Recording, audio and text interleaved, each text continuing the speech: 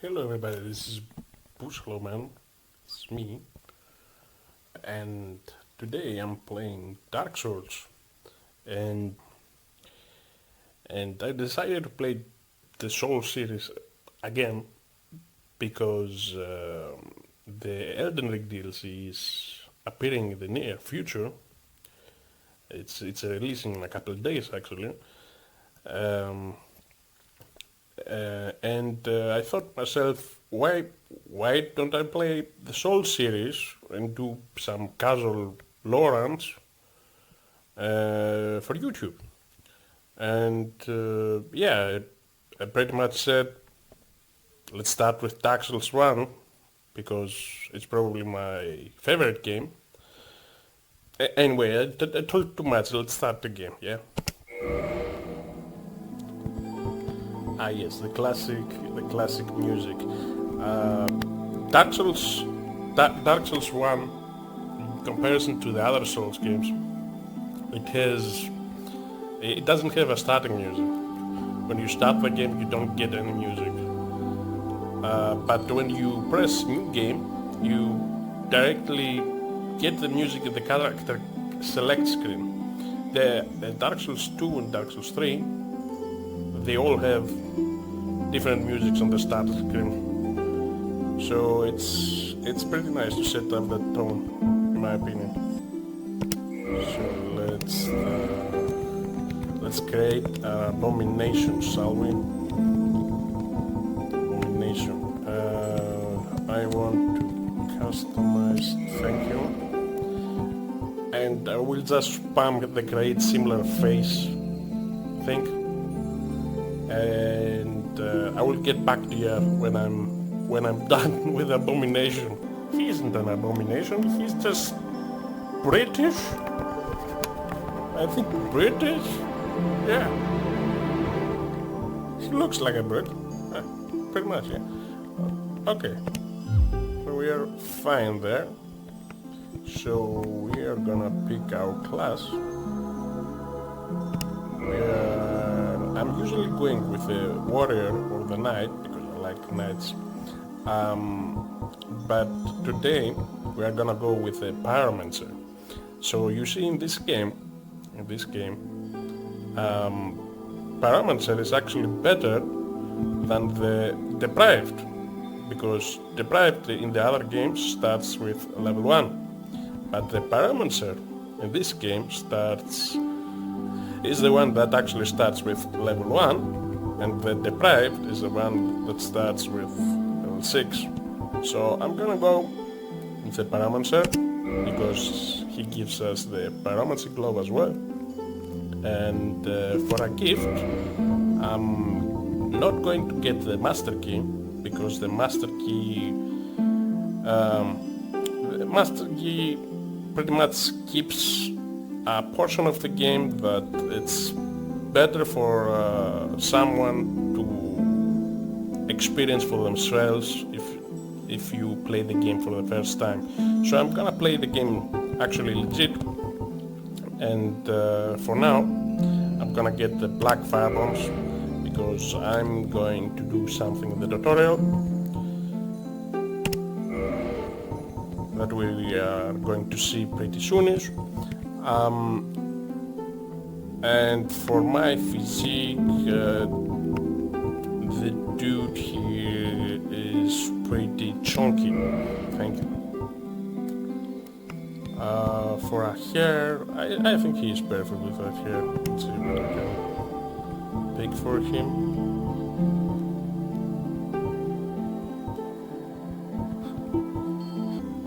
Oh no. Oh no.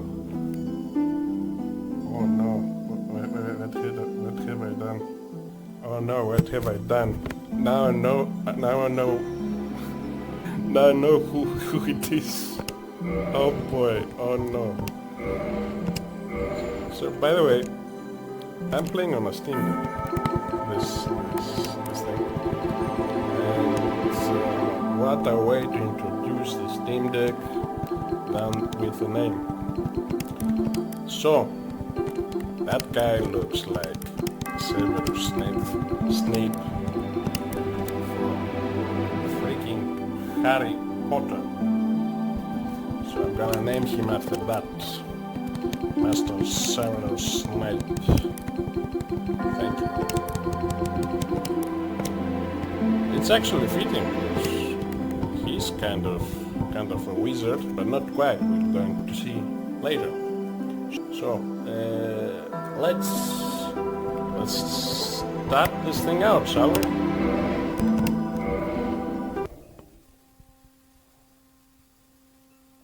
In the age of ancients, the world was unformed, shrouded by fog. A land of grey crags, arch trees, and everlasting dragons.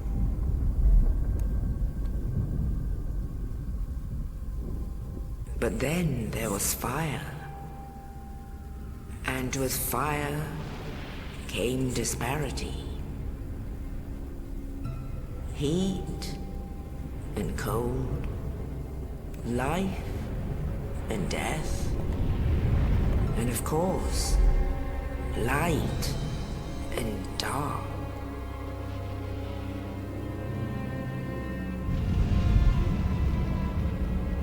Then from the dark they came and found the souls of lords within the flame.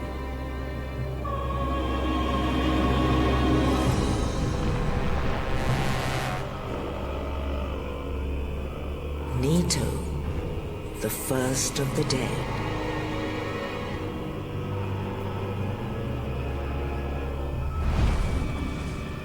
The Witch of Izalith and her daughters of Chaos. Gwyn, the Lord of Sunlight, and his faithful knights. And the furtive pygmy, so easily forgotten.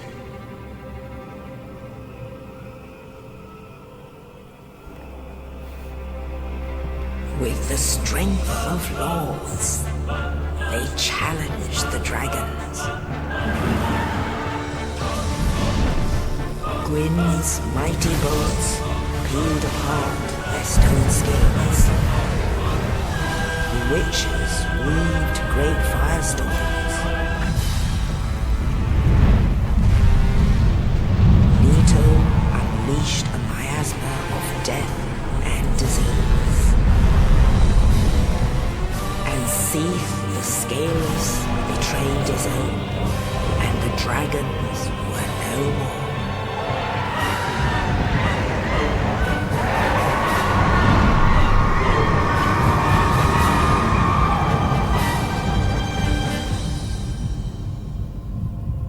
Thus began the Age of Fire.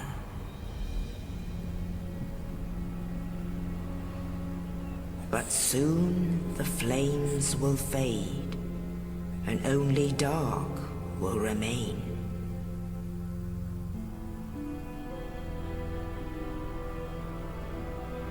Even now, there are only embers.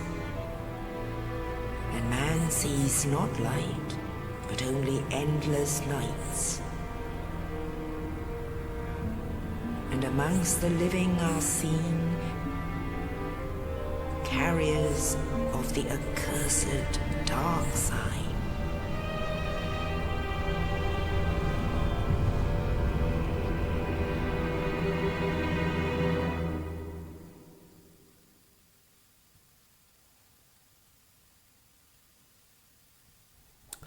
Probably one of the best intros in the entire series.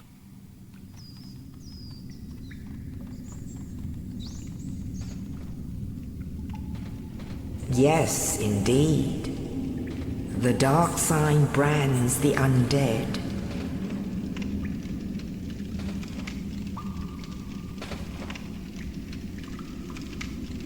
And in this land, the undead are corralled and led to the north.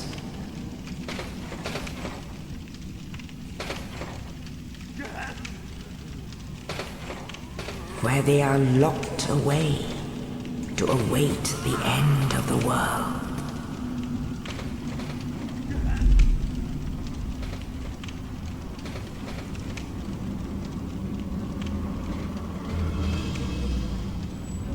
This is your fate.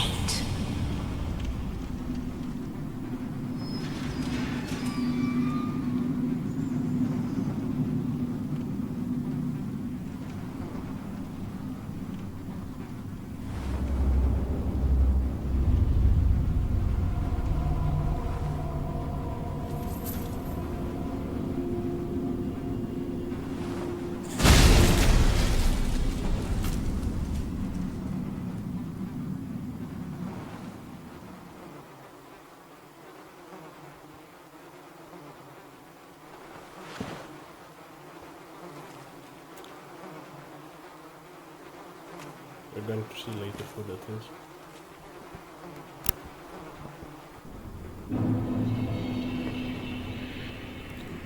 So, the Northern Undead Asylum. So that guy from above has seen us, and as you have seen in the intro,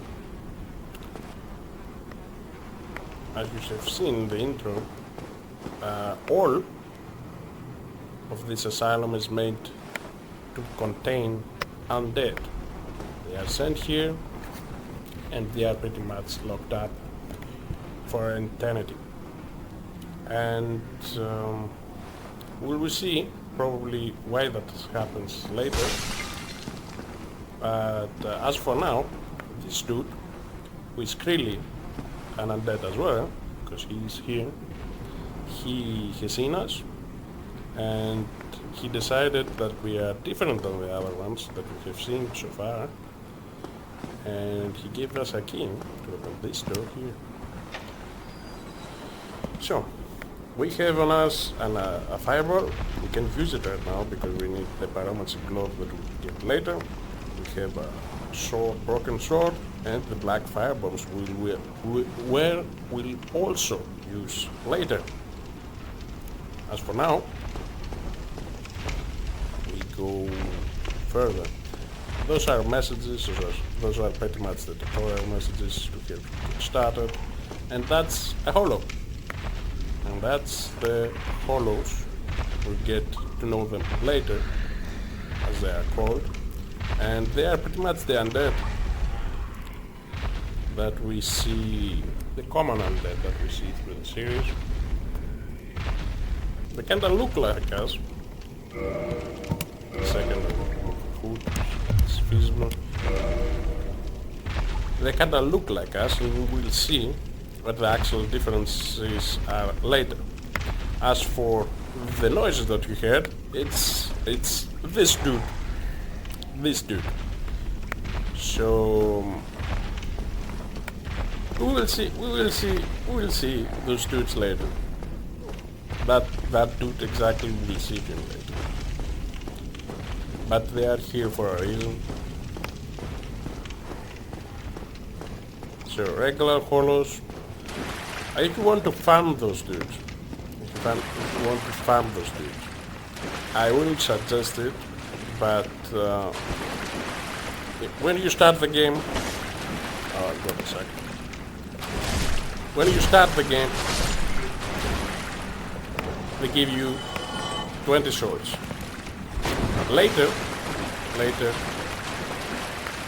I believe they give only one sword, but that's not important right now. So, this thing over here is pretty much the checkpoint of the series. It's the classic bonfire. I believe you have seen all the memes, you've seen the pop culture that Dark Souls influenced, and yeah, you light it up, you pretty much bonfire lit, you made a checkpoint. When you die, you spawn here. And that's pretty much for all three Dark Souls games, and that's similar in the other Souls games as well. So, remember that dude downstairs? Yeah. We will see what he is all about.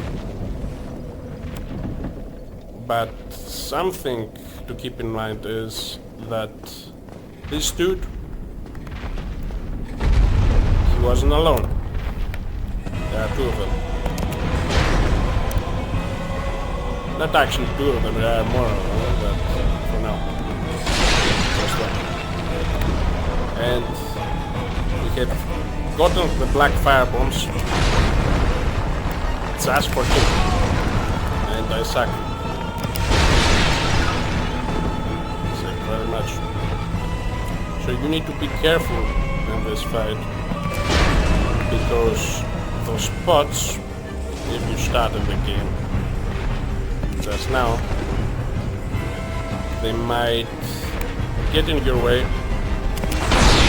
and might actually kill you when you try to roll out. As you see, the black fire bombs as a gift are intended for an easy way to kill the Asylum demon over here.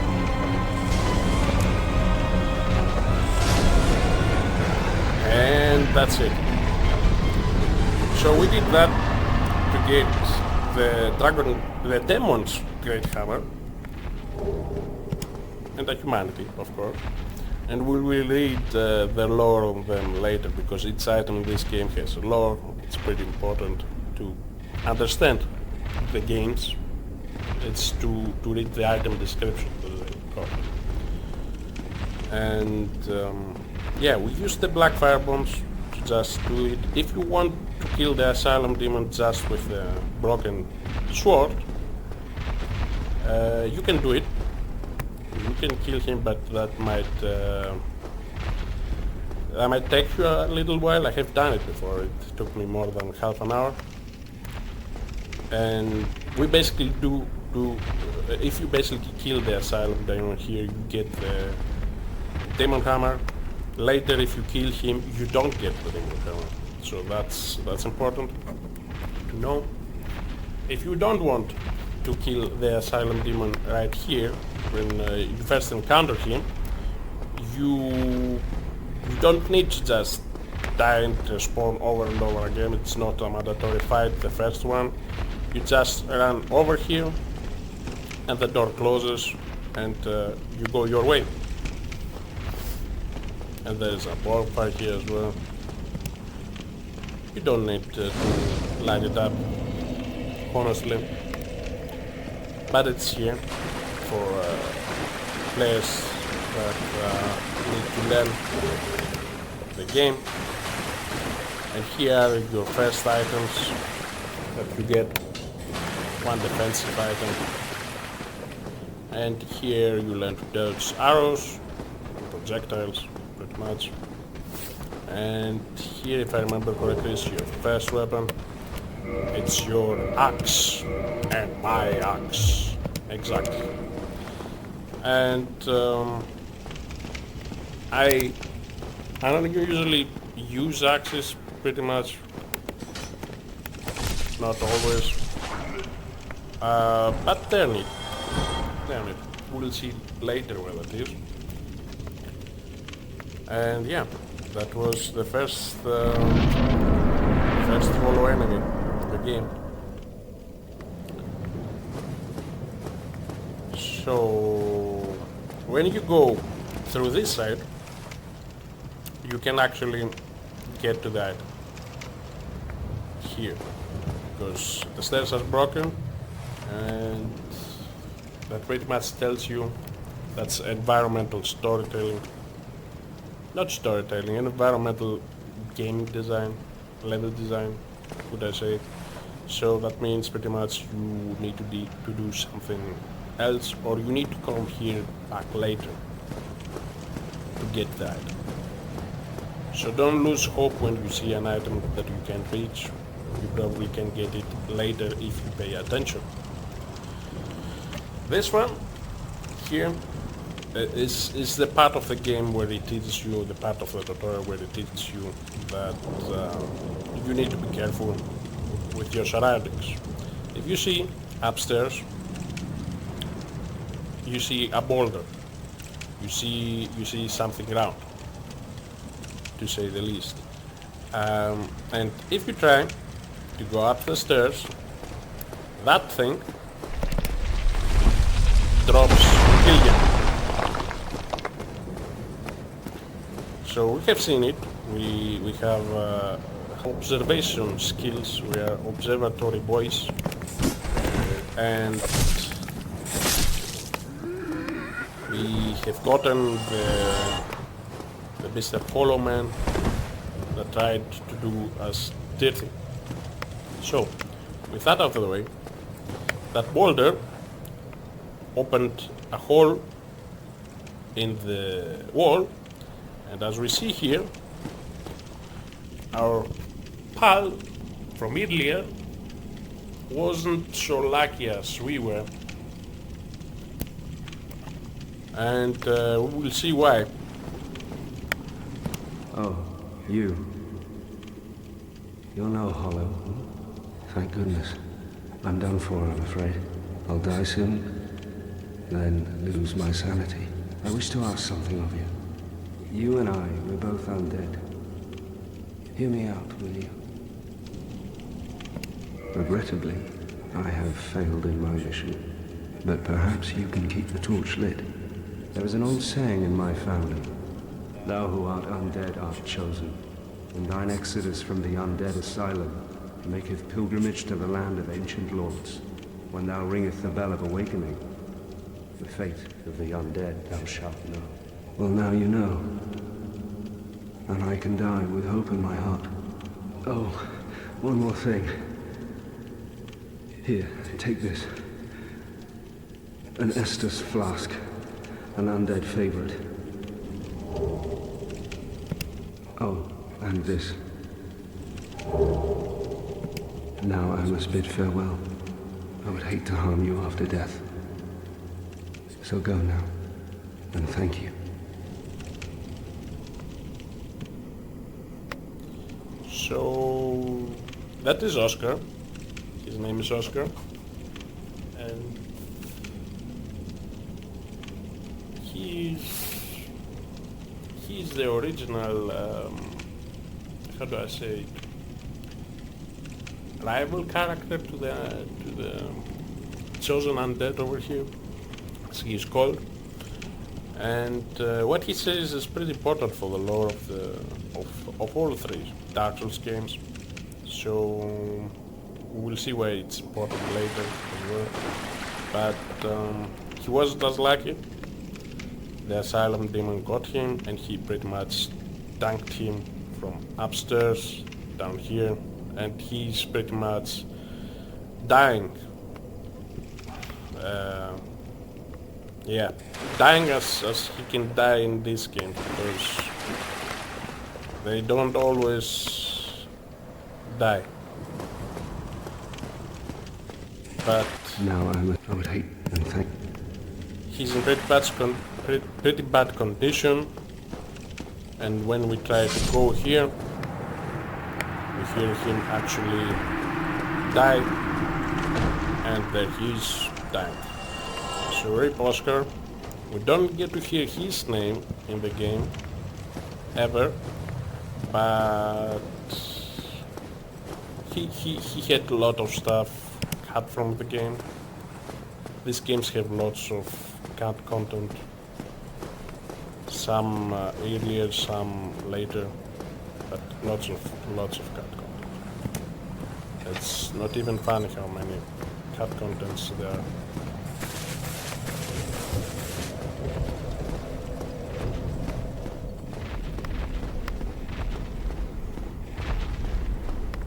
So what we hear right now is not the Asylum demon, it's the other dude from below. And those blood splatters, I believe... No, those blood splatters are from the Asylum demon. When you die in these games, you get a blood splatter, and it shows how how the other player died. It doesn't function for me right now, but yeah. So after that, you get upstairs. You go upstairs.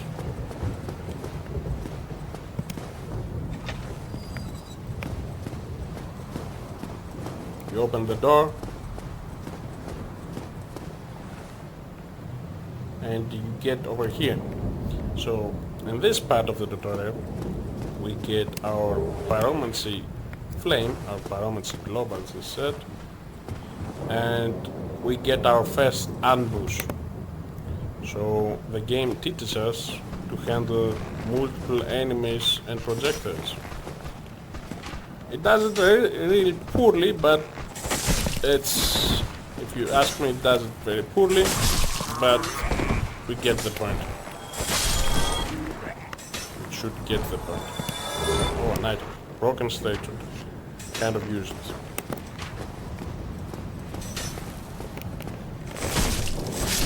So, if we go over here, there is actually an armored undead hollow.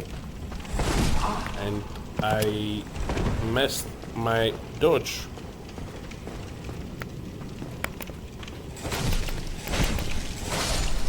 Almost died right there. So I wanted to backstab him because backstabbing is pretty important on humanoid enemies in these games. And yeah, pretty important. If, in my opinion, if you don't do it, you will have a pretty bad time on some enemies. So here, he used to be a fog gate, as it's called, and when you get here, past the fog gate, you see the Asylum demon from upstairs, from over here, I would say. And you can actually jump to him. You drop from here, you make an attack, you press the attack button, and you actually hit him from above. You can actually do some pretty well damage from above. But if you stay here for a little longer, you can actually, how do I say it? The Asylum demon sees you, and he, funny enough, he jumps at you. Yeah, he doesn't have a problem jumping. He, all that fat that you see around his ass is not fat at all, it's all muscle. He jumps and he pretty much does damage to you. And yeah, that's pretty much it about the Asylum demon. So, and that's pretty much the tutorial. From now on, we open the door here, and we see the nice view. Those assets, I'm pretty much sure they come from Demon Souls, but I'm not sure. This game and most games in the Dark Souls series have recycled assets from the previous games, and this game has, and that's Snuggly the crow. Give me warm. Give me soft. Exactly. But I'm going to come to you. I'm gonna mention you. So pretty much this game has recycled assets. As they mentioned Snuggly here, most of the assets come from the previous games, and in this case the previous game is Demon Souls, which we might which we might play in the future, but who knows? And we get here, and that's pretty much the end of the tutorial.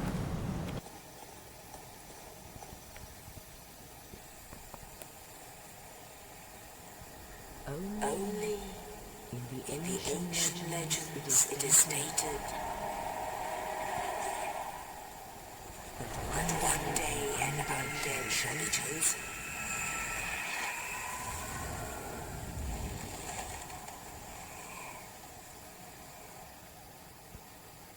To leave the undead asylum in pilgrimage. To the land of the ancient lords.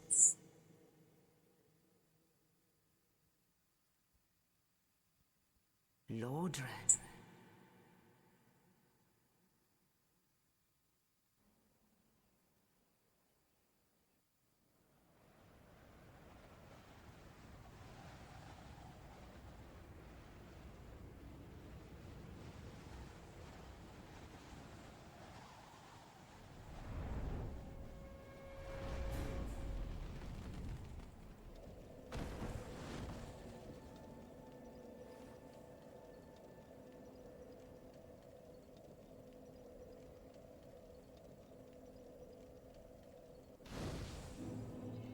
So with that, the tutorial is over.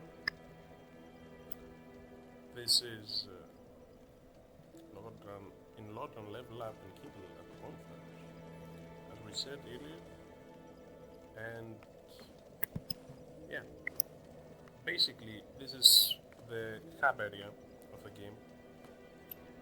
Here are the most NPCs we're gonna see. They gather around here.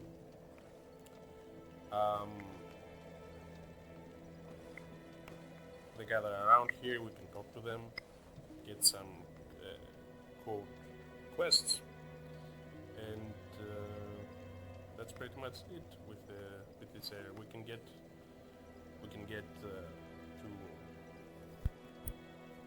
to other places through here. It pretty much connects all the game with pretty much it's the connect area for most of the game. So we have lots of options right now. We can go either through there to go below, basically. We can go through the stairs through here, and that bell that we hear right now, that's pretty neat detail. It's other players. We are gonna see what's that all about. We can go through the stairs down here. If we hit the master key, we could go instantly through here. But we're playing the game as it's supposed to be played. So we're going to play it as it's supposed to be played, and we're gonna go through there, up above, through that water system building. I don't know how it's called in English. And we're gonna go up there to the Undead Burg, which is the pretty much first area of the game. This guy over here is pretty interesting. He's gonna fill us in on some stuff. Well, what do we have here? You must be a new arrival. Let me guess. Fate of the undead, right? Well, you're not the first.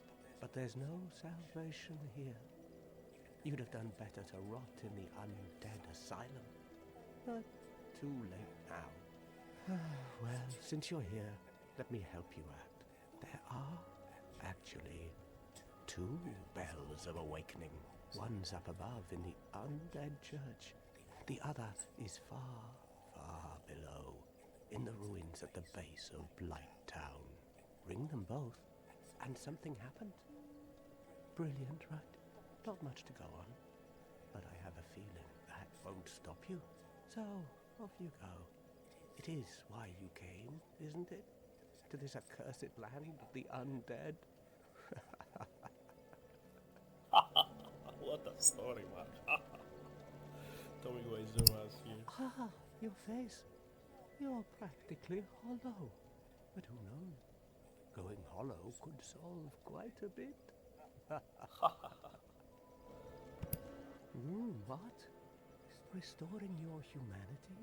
Well, there are a few ways to go about it. Collect it bit by bit from corpses. Or you can butter up a cleric and get yourself summoned. And the quickest way, although I never do it, is to kill a healthy undead and pillage its humanity. Coveting thy neighbor is only human, after all. So, basically, lots of information from this guy. He said us that there are actually more undead than us, more than one chosen undead. We'll see how that's not really true afterwards, but there are lots of undead. And that bell that we heard earlier was another player. Another undead that rang the bell and pretty much got the game going for him. So that's a neat detail that the game has.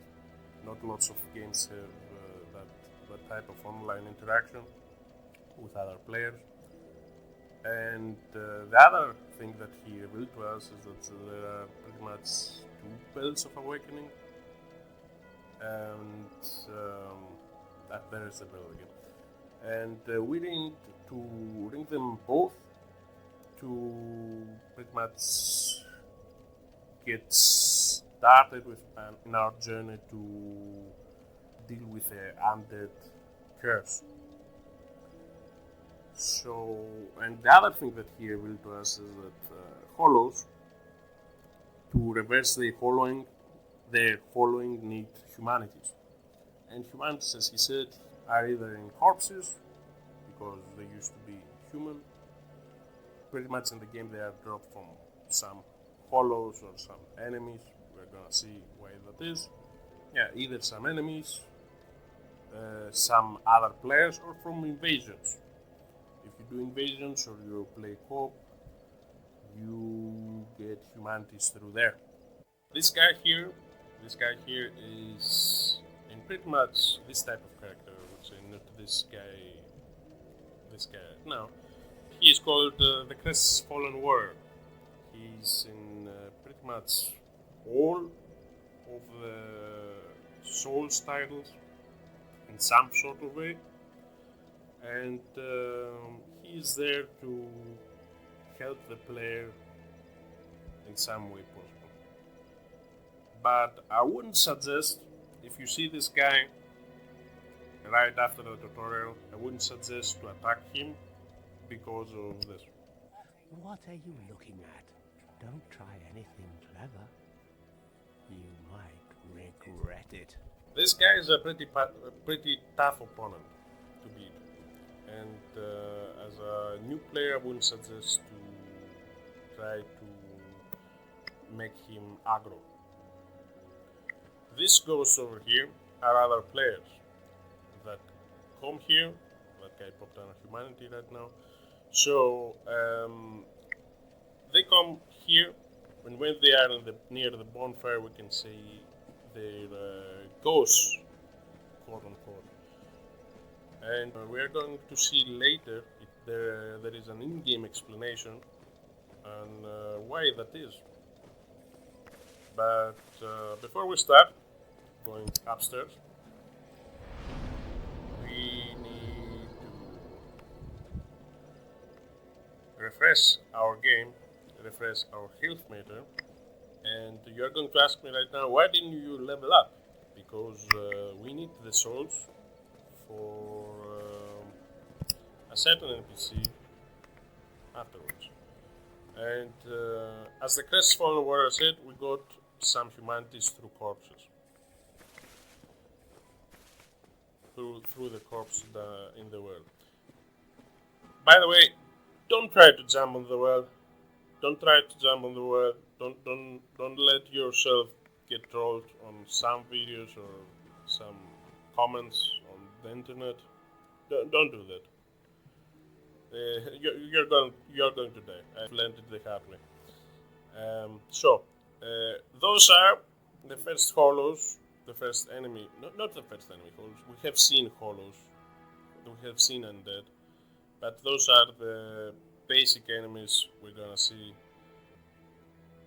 the most common enemies we're going to see are those. And as you see, there are lots of them here, and that means pretty much an ambush. I'm not going to go near to those guys, near to the guy with the shield there, with a steel shield or iron shield.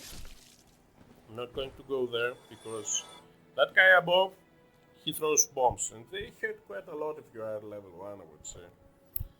So I'm going to avoid that first, and I'm going to go direct to the guy above and try to kill him. He's going to bomb me now, and we don't want that. There is also a guy above, and he got me with this bomb. Man, I suck. So, and that's pretty much this ambush. As you see, some people died here. We can see it through the blood splatters. That guy got stabbed and pretty much got killed by the bomb, I would say. And since those guys above are dead, we can take this guy here.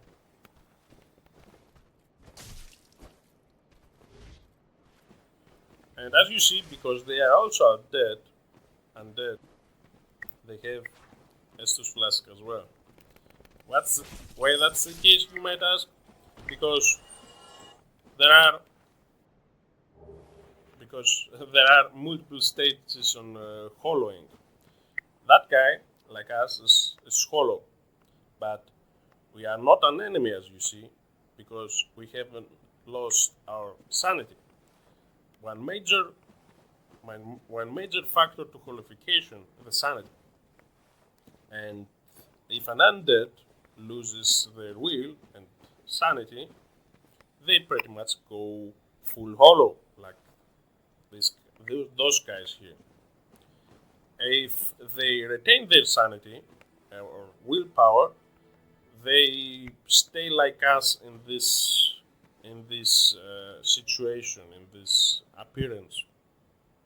But they don't go like in the Fallout games. They don't go feral ghouls or that type sort of thing. And there are also the human-looking, the healthy human-looking hollows, like our man, the crestfallen warrior down there. He's a hollow as well, not insane. Not insane though, not full hollow. He retains his humanity as well. He has popped surely a humanity as well. And yeah. Down there you might have already seen there is an item in this bridge, but we are not going to get it right now because I'm not too confident in my jumping skills currently, but we're going to get it later. So with that said and done, we can go through the water system here. But first we're going to kill this enemy rat.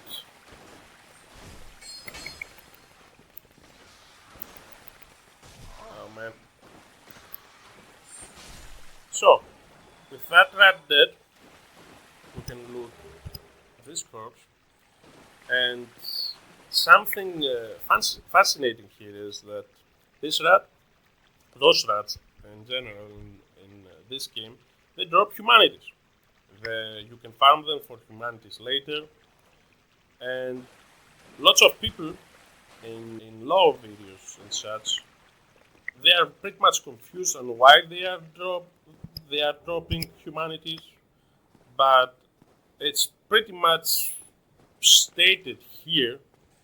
Not stated, it's pretty much shown why they drop humanities, because they eat human corpses, and that's pretty much the reason. They eat human corpses and they get humanities through that way, and they drop them later for us to get.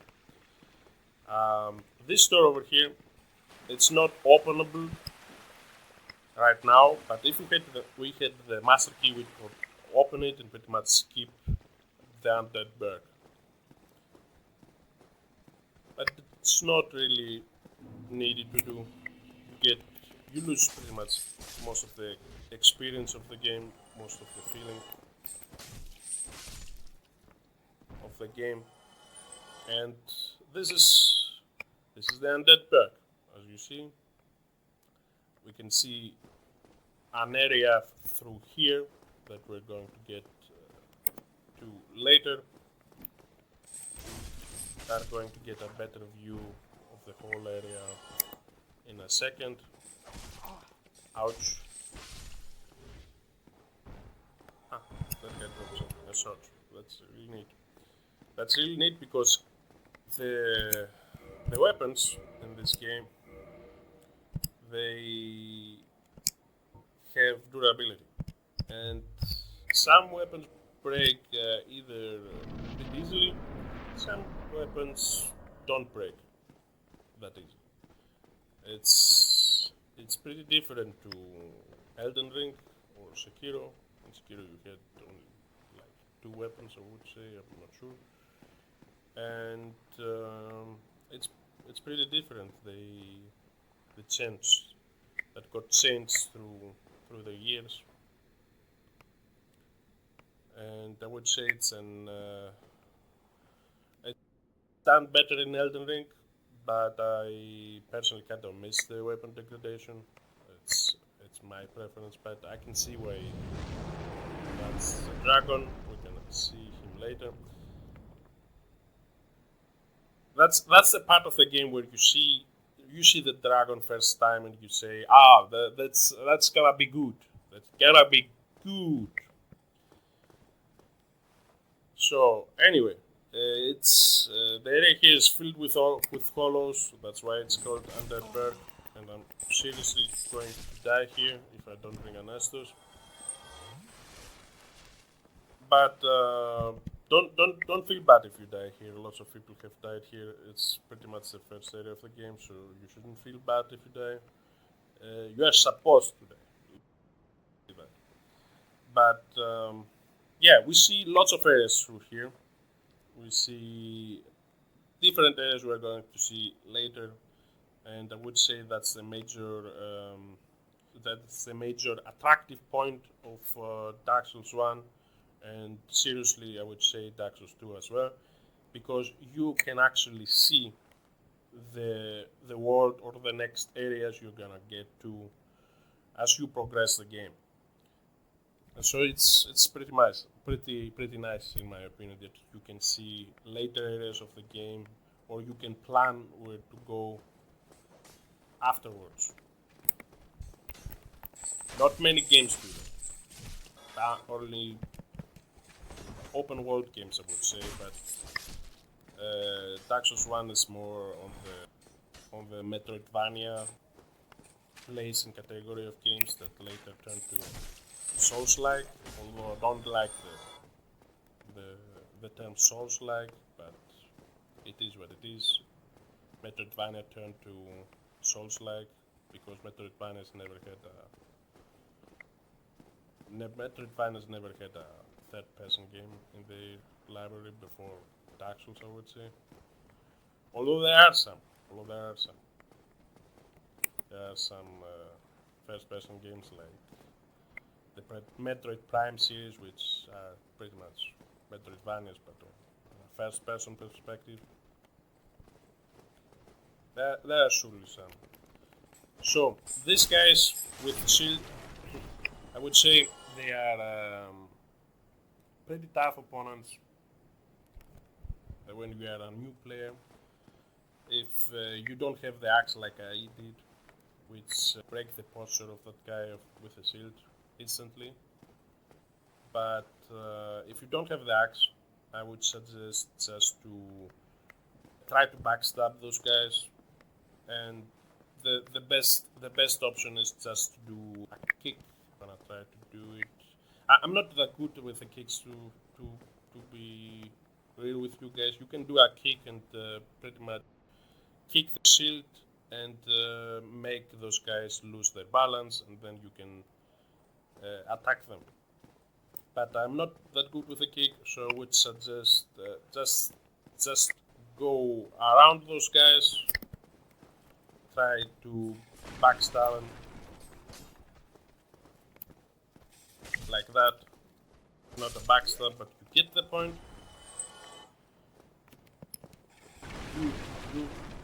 You roll around, you step around them and try to backstab.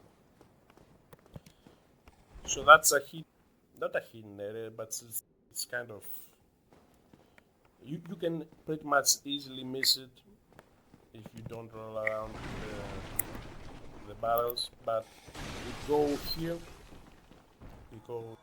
there's a pretty nice merchant here, that guy.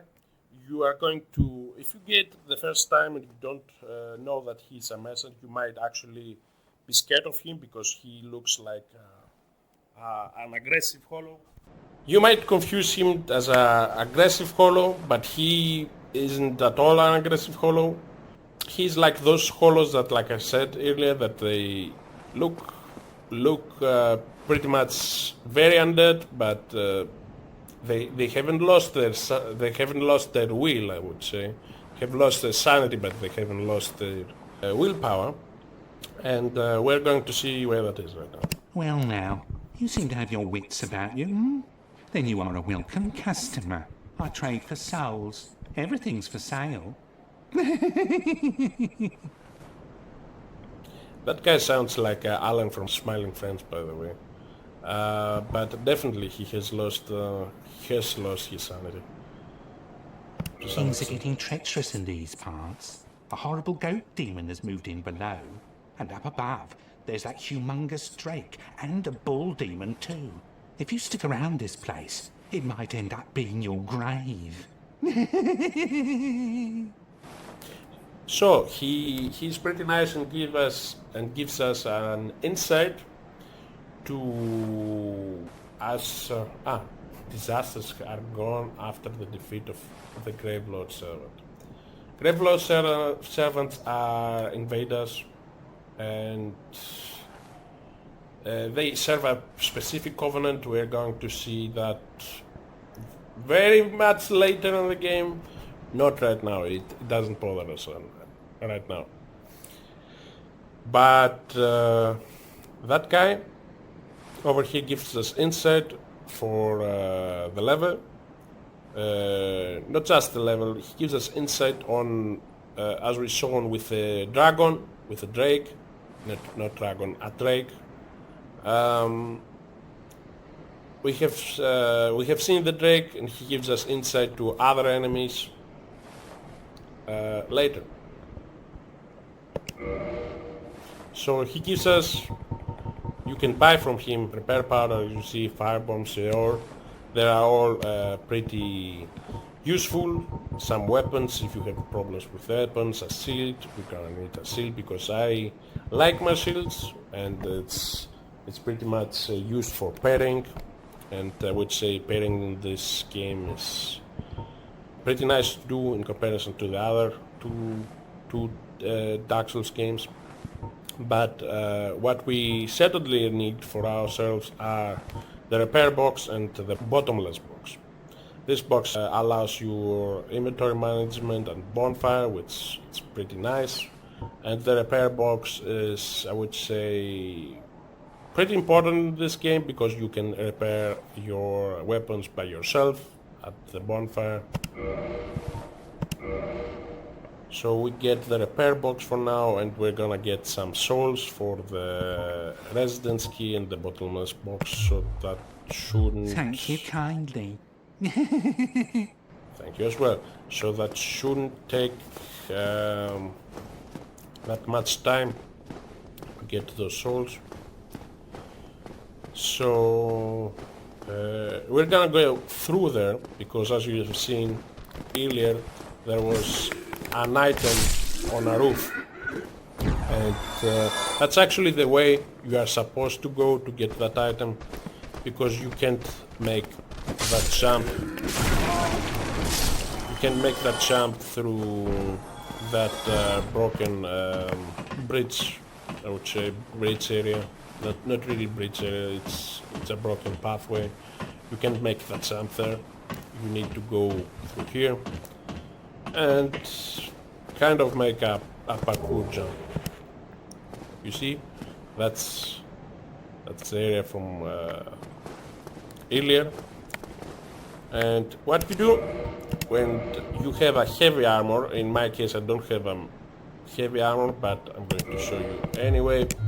You need to strip down, yes, in your underwear, in your thong in this game or something, I don't know what it is, but you are going to get some distance, and you are going to jump. Almost messed that jump up, but you are going to jump, and if you are successful, that's neat. If you aren't, you are going to go all the way back and do the jump again, which pretty much is frustrating, but you get used to it. It's part of the charm of the game, I would say. Get used to it. That's you could say that for all this game. You get used to it, you get hardened up, and yeah, you get harder through the game, and you get past your challenges. But now we are going to open this door. I believe I can open this one. Yeah, I can. You open this one and take that item through here, because that's, I believe we're going to need it in us. We're going to need it. We're going to need it. We're going to need it pretty much recently.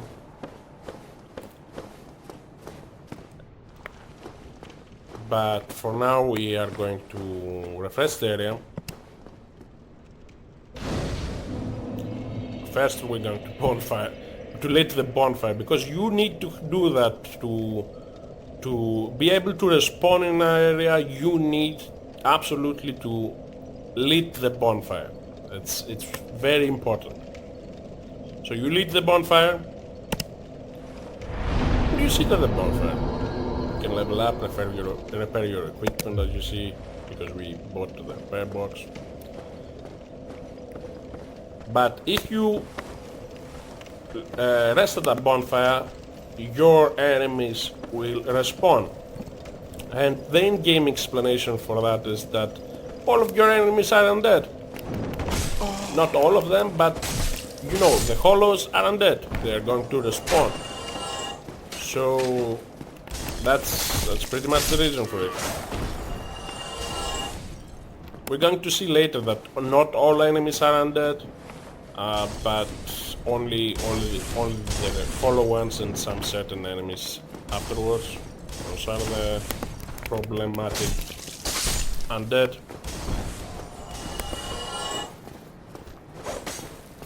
And that's the backstab animation. You will only get it when you pretty much have the backstab going on for you. We have the I need to equip the pyromancy glove. 1 second. Just to have it, not that it's needed right now.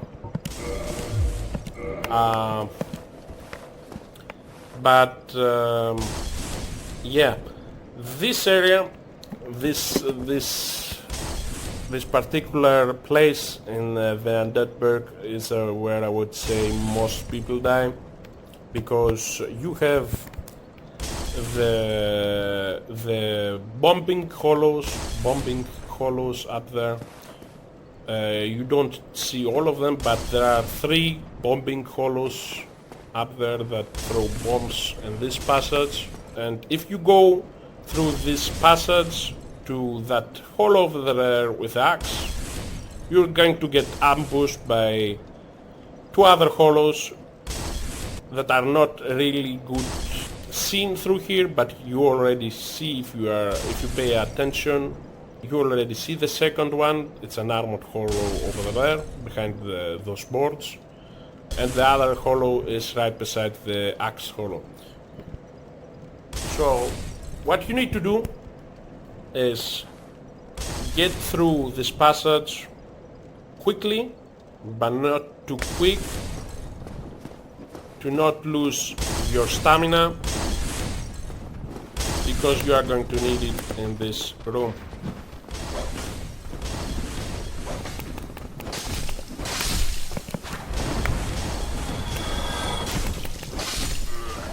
And that easy. And it's really that easy. If you pay attention, it's really that easy to get by this area pretty much unharmed. So there is another ambush over here from this hollow, and another one, because there is this jump scare man here waiting for you to get to the balcony, searching for loot. He surprises you and pretty much not stabs you in the back, but he jumps on you. You get another 5, I believe. I believe those were 5 black firebombs. They are pretty useful for the boss. That's later. All around, black firebombs are stronger than the firebombs that we have seen that the message sells. And this guy over here that comes to us, he throws bombs. Oh my god. But that's also an area where lots of people die.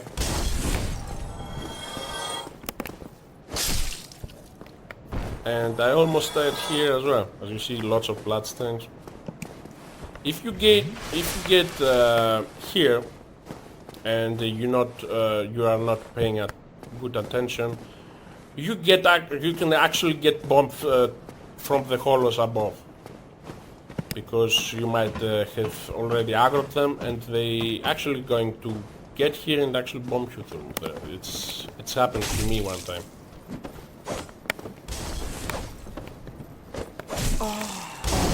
God damn it.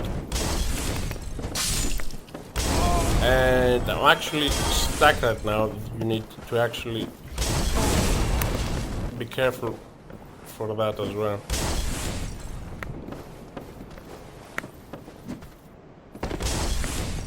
If you fall on the wrong area, if you mess up your jump to get back here, you can actually die. So that was pretty much dangerous for me as well. So regardless of your experience in these games, you can actually die stupidly on the Undead Burg. So it can happen.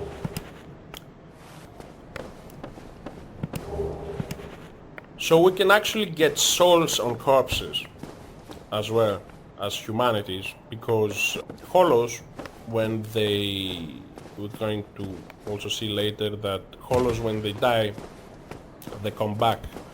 But at a certain point, their bodies pretty much stop working,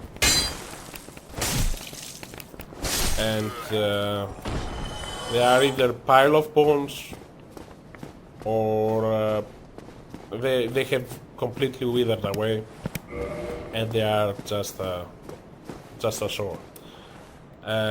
Before I go to those guys, I need to explain something. If you see that one over there at my health bar and stamina bar, that one is as what we call as a liquid humanity. And what that means is, if you kill lots of enemies, that's another way where you can get humanities. If you kill lots of enemies in an area, you get a humanity, a liquid humanity at your life bar over there. You get a liquid humanity, and you can use that humanity on a bonfire to reverse your holification. And those are the liquid humanities. The solid humanities are the humanities we have seen earlier, those humanities. And you can pop them at your hand and get a liquid one out of it. So that's pretty neat. That there is this distinction. Liquid humanities, and humanities for that matter, in some extent, don't exist in the other games, which is pretty sad, because that's a huge difference in the lore perspective of the games, in the narrative point, I would say. But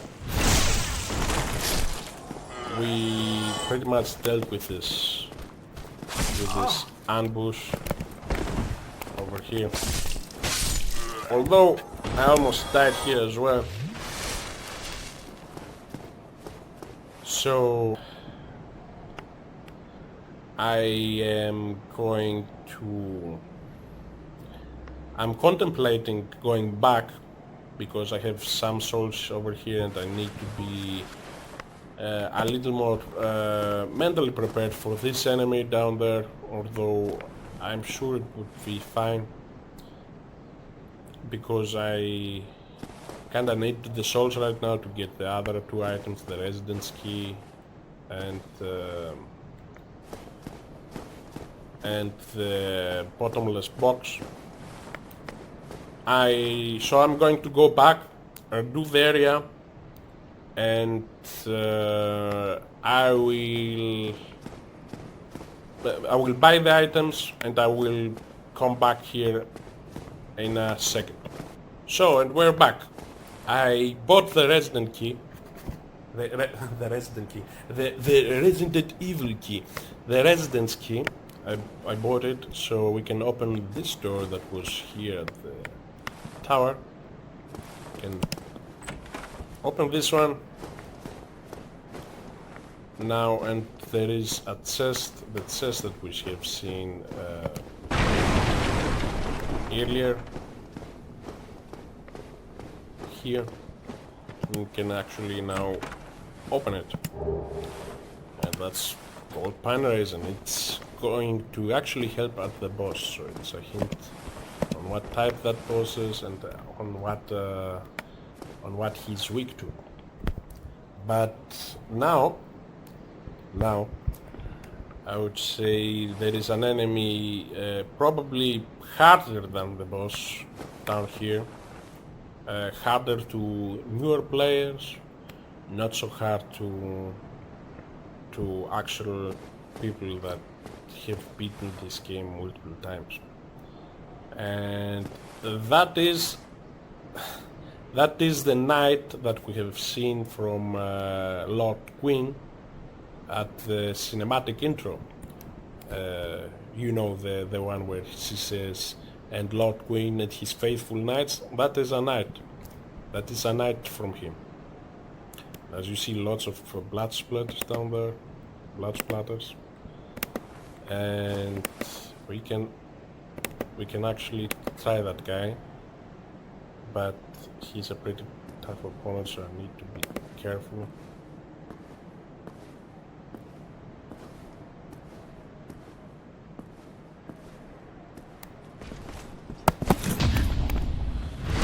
So the technique for this guy is to pretty much parry him to death.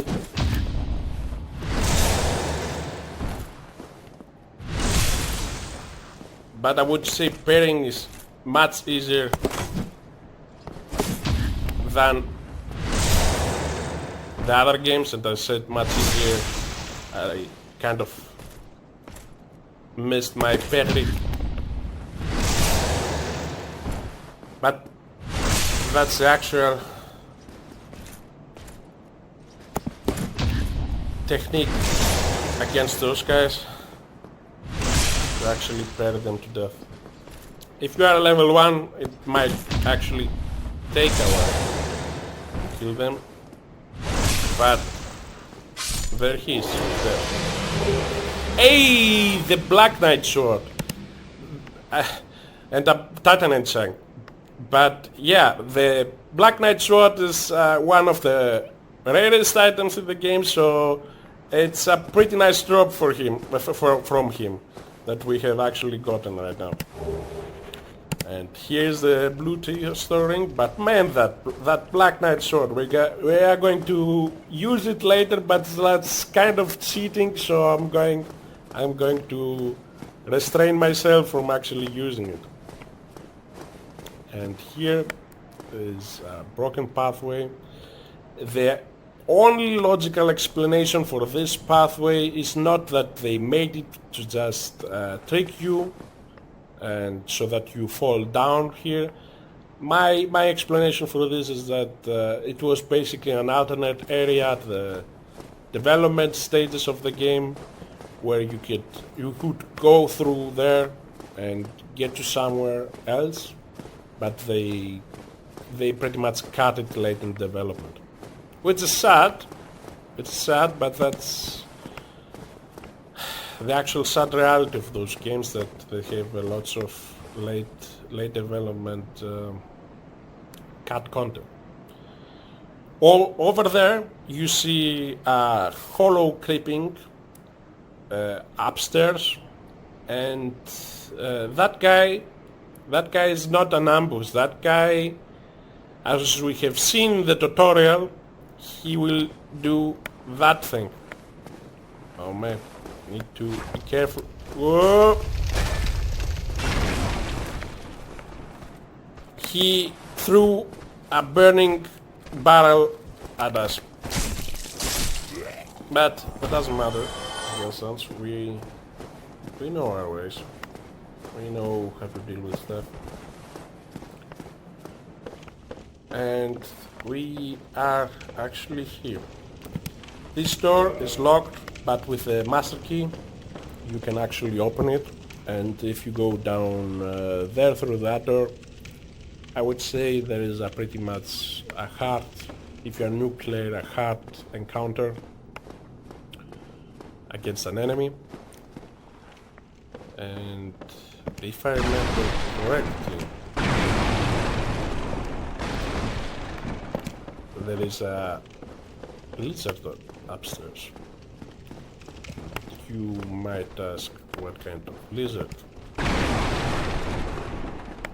Might missed it. Yeah, I missed it. Nope, never mind. It's here. So, you need to actually hunt those lizards, because they drop crafting material. And with crafting material I need upgrade material. And you actually need that against... not against, you actually need that to upgrade your weapons. What is wrong with me today? I can talk. Yeah, you actually need those. And through here is actually our Mr. Boss. You see, after 4 gates, there is almost certainly, not always, but almost certainly a boss fight in those games. Not so much in Dark Souls 1, because 4 gates are basically areas where they stop you from going too fast, so that the next area gets to reload properly, gets to load properly.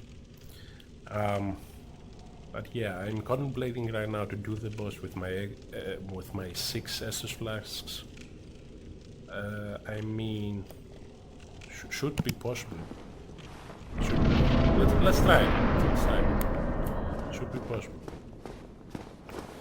Before you go to the boss, which will actually jump at you if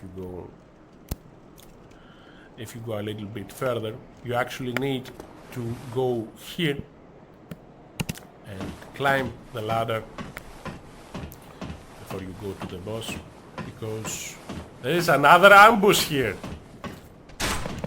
They are going to actually shoot at you if you go to the boss, so they are going to make your boss fight worse if you keep them alive.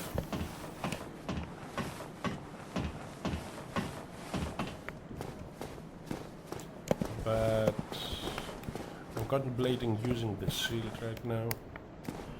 I will try not to use it. Let's just say that. I will try not to use it. And there he is.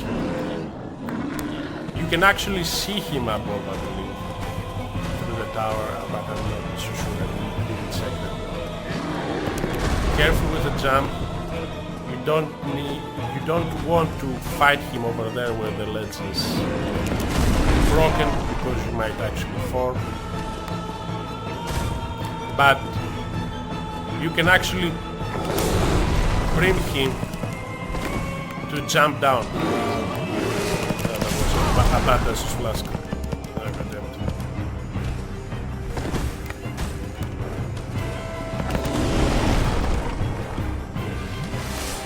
And that was a bad one as well. You need actually to be careful not to fight him at the doors, because you can actually get stuck there. I will actually try to bring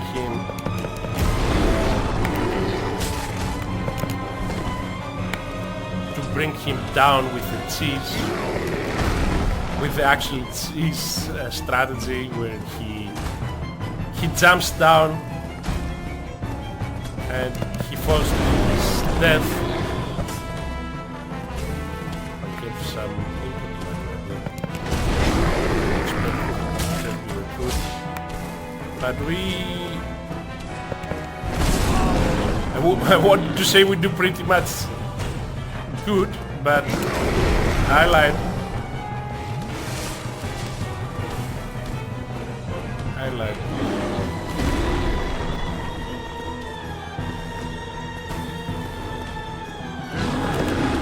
So he isn't the most difficult boss in the world, but although I suck at it currently, he isn't very much difficult.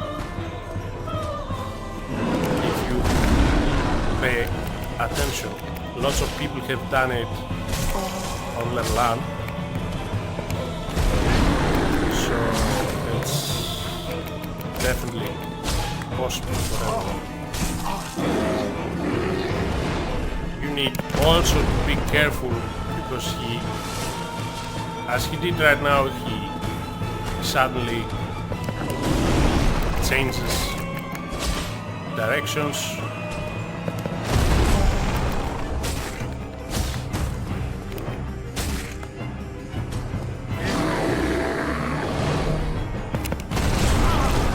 Oh,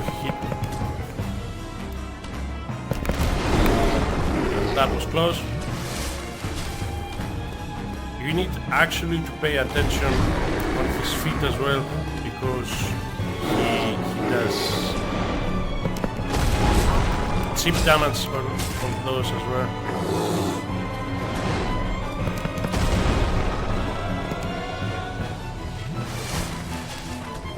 I used way too many Estus's. I want to use less on him, but that's how the cookie crumbles sometimes. And that was the Taurus demon. The Taurus demon.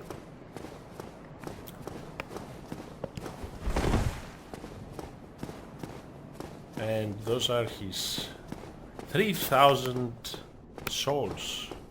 His 3,000 monies. Yes, I said monies. They're pretty nice. And we have reached... I would say that's a pretty nice area to end this episode right now, because we have done lots of stuff today. But in the next one, we will actually read some item descriptions, and talk to a certain NPC that's just below me, and do the bridge right there. But that's it for me for today. So thank you so much for watching, and see you next time.